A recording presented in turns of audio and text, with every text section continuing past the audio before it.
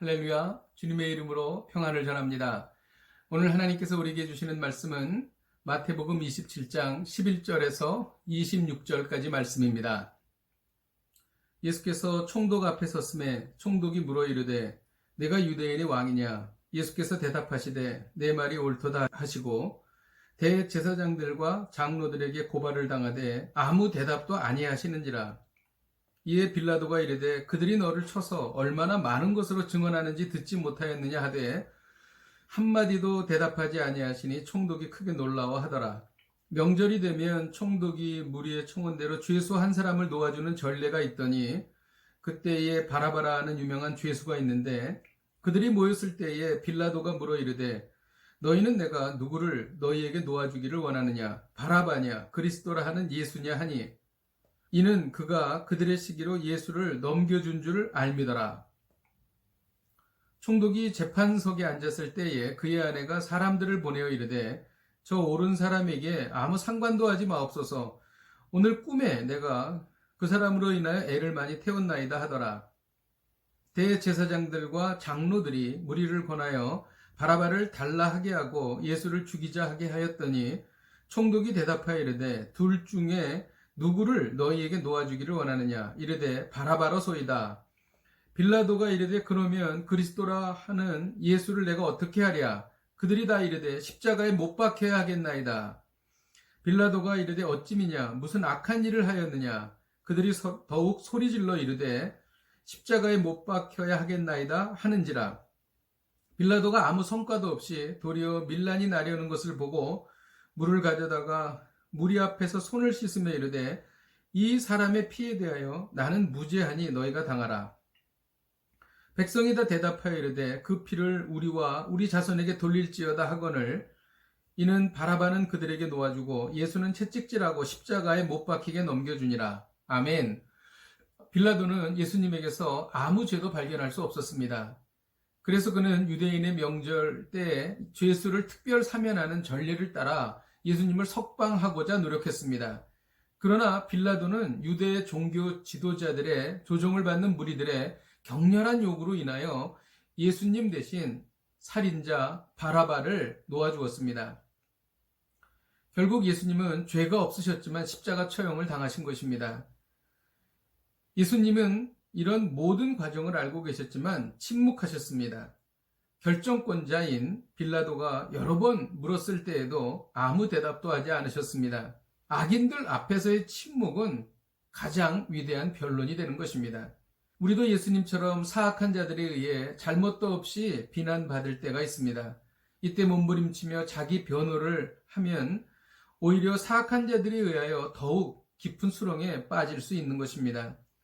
우리도 주님과 같이 침묵하는 것이 좋습니다. 악인들 앞에서의 침묵은 위대한 변론이자 위대한 저항이 되는 것입니다.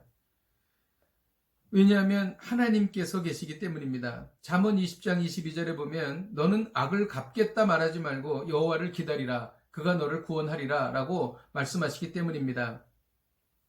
우리는 오늘 말씀에서 사람들이 왜 예수님을 처형하게 되었는지를 알게 됩니다. 빌라도는 자신의 욕망 때문에 예수님을 십자가에 못 박았습니다. 빌라도는 아무 성과 없이 밀란이 나려는 것을 보고 진실을 외면하고 죄를 지은 것입니다. 빌라도는 예수님이 죄가 없다는 것을 자신 스스로가 알았고 유대인 지도자들의 시기로 인해 예수님이 심판받는다는 것을 알았고 심지어 자신의 아내의 꿈을 통해 예수님이 무죄하다는 것을 알았습니다. 그럼에도 불구하고 빌라도는 예수님을 처형했습니다. 이를 통해 인간의 욕망이 얼마나 강력하고 무서운지를 깨닫게 됩니다. 대제사장들과 장로들은 그들의 욕망 때문에 예수님을 십자가에 못 박았습니다. 18절에 보면 이는 그가 그들의 시기로 예수를 넘겨준 줄 알미더라 라고 기록합니다. 그들은 예수님을 시기한 것입니다. 예수님이 대중의 인기를 얻자 대제사장들과 장로들은 자신들이 누리던 기득권을 잃게 될까 봐 두려워했습니다. 이들은 자신들의 인기와 부를 누리기 위해 진실을 외면하고 죄를 지었던 것입니다. 또 무리들은 자신들의 욕망을 이루지 못하자 예수님을 십자가에 못 박았습니다. 무리들은 예수님이 이스라엘의 왕이 되어서 자신들을 로마의 압제에서 건져주기를 원했습니다. 세상적인 왕을 원한 것이지요. 그러나 예수님은 정치적인 왕이 아니셨고 이 땅이 아닌 영원한 하나님의 나라를 소개하시는 분이셨습니다. 이는 무리들이 원하던 욕망을 채워주지 못하게 되었고 결국 진실을 외면하고 죄를 지었던 것입니다. 인간의 욕망은 이처럼 무서운 것입니다. 죄에서 떠나길 원한다면 내면의 욕망을 다스려야 한다는 것입니다. 예수님은 재물과 하나님을 겸하여 섬길 수 없다고 말씀하셨습니다. 재물은 필요한 만큼만 있으면 됩니다. 또한 우리가 필요한 것을 하나님께서 공급해 주십니다. 어떻게 욕망을 다스릴 수 있습니까? 하나님의 신실하심을 믿을 때 욕망으로부터 벗어날 수 있습니다. 또 하나님을 깊이 사랑할 때 욕망으로부터 벗어날 수 있습니다. 천국에 대하여 소망이 가득할 때 욕망으로부터 벗어날 수 있는 것입니다. 여러분 마음속에 여러분을 죄로 이끄는 그 욕망이 무엇입니까? 그 욕망을 발견하시고 제거하시기를 주님의 이름으로 축복드립니다. 기도하겠습니다. 하나님 아버지, 오늘 이 말씀을 통하여 우리를 끊임없이 조종하는 우리 안에 욕망이 있음을 보게 됩니다.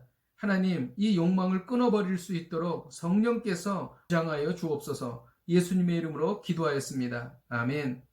할렐루야. 욕망이 아니라 하나님의 말씀이 여러분들을 인도하시는 복된 하루가 되시기를 주님의 이름으로 축복드립니다. 이 말씀 붙잡고 승리하십시오.